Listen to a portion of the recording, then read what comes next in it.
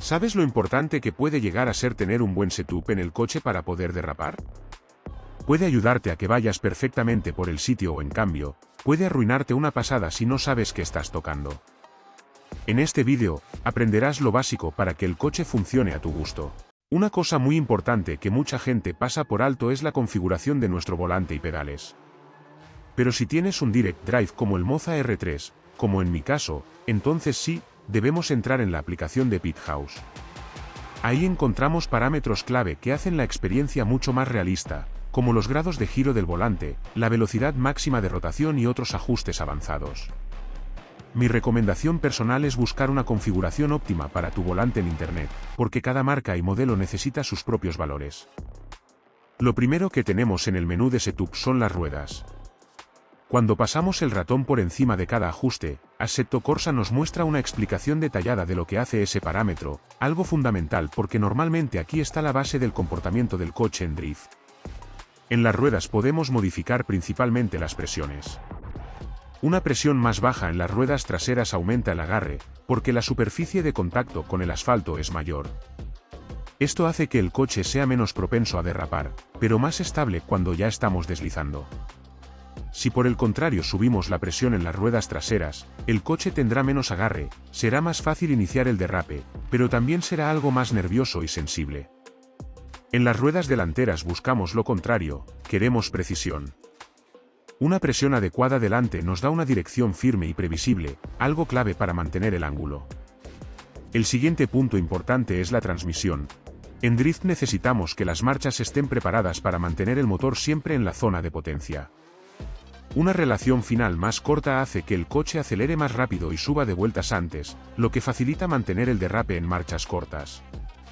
Una relación más larga da más velocidad punta, pero puede hacer que el coche se quede sin fuerza a mitad del derrape. Alineación, esta es una de las partes más importantes para drift. Camber delantero. Normalmente lo llevamos con un poco más de negativo. Esto mejora el agarre cuando tenemos mucho ángulo, porque la rueda mantiene más superficie de contacto en curvas muy cerradas. Camber trasero. Aquí buscamos un equilibrio. Menos camber negativo significa más agarre, más estabilidad. Más camber negativo facilita el derrape, pero puede hacer que el coche pierda tracción demasiado fácil. Toe delantero. Un poco de toe out, las ruedas apuntando ligeramente hacia afuera, hace que la dirección sea más reactiva y el coche gire mejor al iniciar el derrape. Toe trasero. Aquí suele ponerse algo de toe in, que da estabilidad al coche cuando derrapamos. Si lo quitamos o lo ponemos neutro, el coche será más agresivo. El diferencial es clave para drift porque determina cómo reparten la potencia las ruedas traseras. En Assetto Corsa tenemos tres parámetros principales. Power, cuánto bloqueo aplicamos cuando aceleramos. Coast, cuánto bloqueo hay cuando soltamos el acelerador. Preload, cuánta resistencia hay antes de que el diferencial empiece a trabajar. Para drift. Power alto, el coche derrapa con facilidad y mantiene el drift con más consistencia. Coast medio / diagonal bajo ayuda a que el coche rote cuando soltamos gas.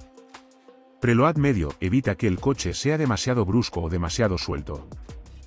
En la sección genérica encontramos parámetros como el engine límite, el power del motor en ciertos mats, e incluso el reparto de frenos y la fuerza total del freno. Lo más importante aquí. Ajustar el reparto de frenos más hacia atrás ayuda a que el coche rote al frenar dentro del derrape.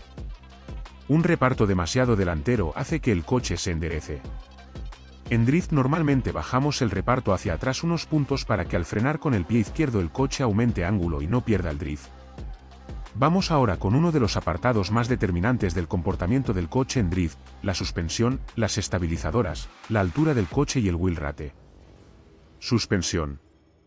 La rigidez de la suspensión controla cuánta transferencia de peso ocurre cuando giramos, frenamos o aceleramos. En drift, una suspensión un poco más blanda ayuda muchísimo, porque permite que el coche transfiera peso con facilidad. Esto facilita iniciaciones como el flick o el embragazo, ya que el coche se mueve de lado a lado con más suavidad y menos brusquedad. Una suspensión demasiado dura hará que el coche sea muy reactivo, pero también muy nervioso. Es algo para pilotos experimentados, no para principiantes. Estabilizadoras.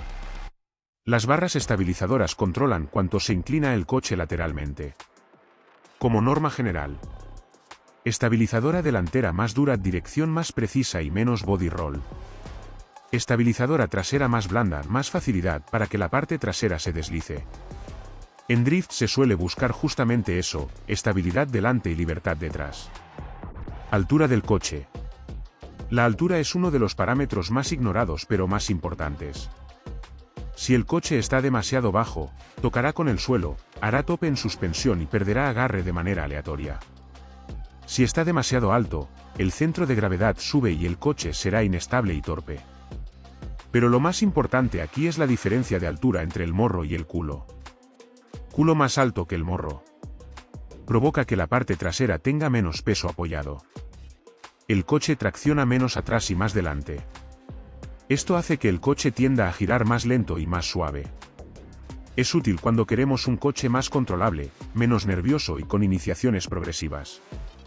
Culo más bajo que el morro, o morro más alto.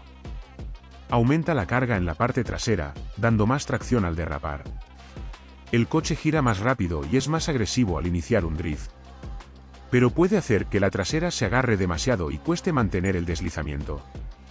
La idea es encontrar una altura donde el coche responda rápido, pero sin volverse incontrolable.